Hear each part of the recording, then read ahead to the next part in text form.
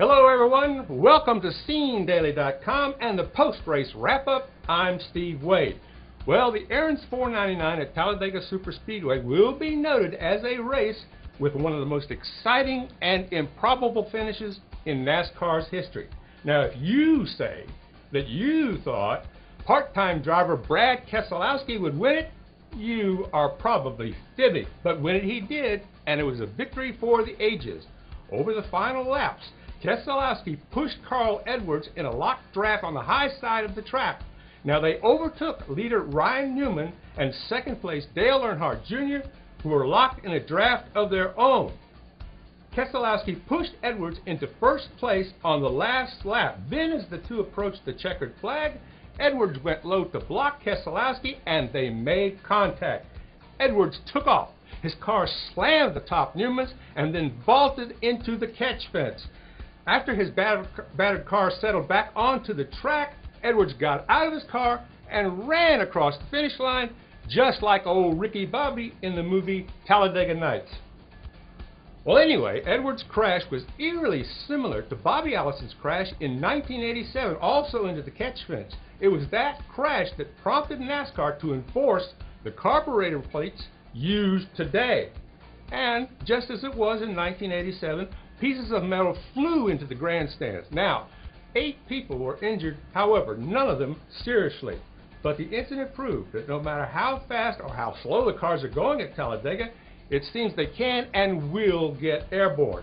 And as a personal opinion, I think it behooves Talladega Superspeedway to continue to assure that their catch fence is as strong as it possibly can be, and I'm sure it will.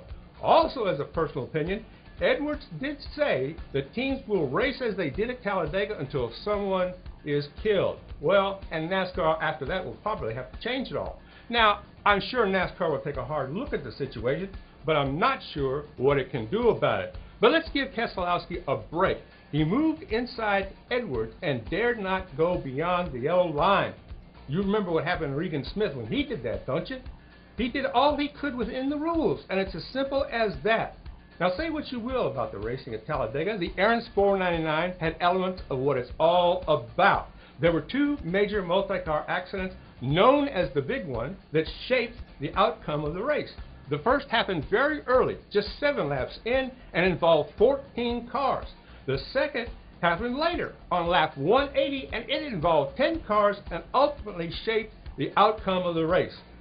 There was a wildly unpredictable finish at Talladega, and that's not unusual at that track. And there was a completely unexpected winner. And here's what Keselowski, who drives for James Finch, had to say about it.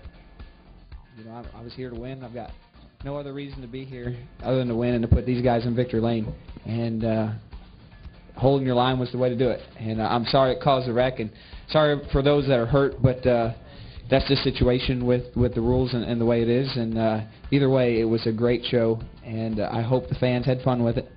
Dale Earnhardt Jr. always seems to run well at Talladega, and a victory would have been a tonic for his unspectacular season so far. Now, he came close with a second-place finish, which means that Hendrick Motorsports has won 3 times and had a runner-up finish in its last 4 races.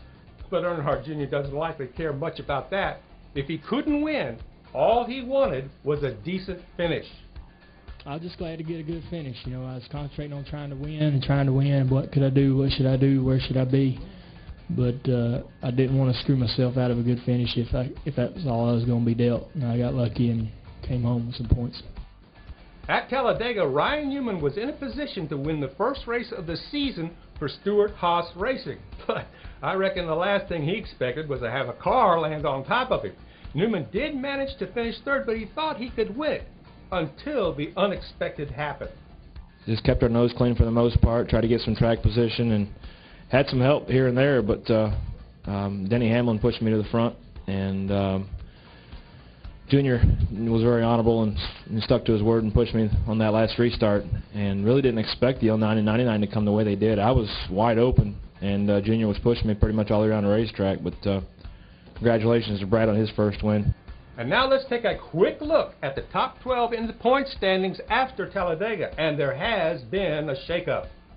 Kurt Busch is the new leader after his 6th place finish, but he's only 5 points ahead of Jeff Gordon, who was 37th after being victimized in the first multi-car wreck.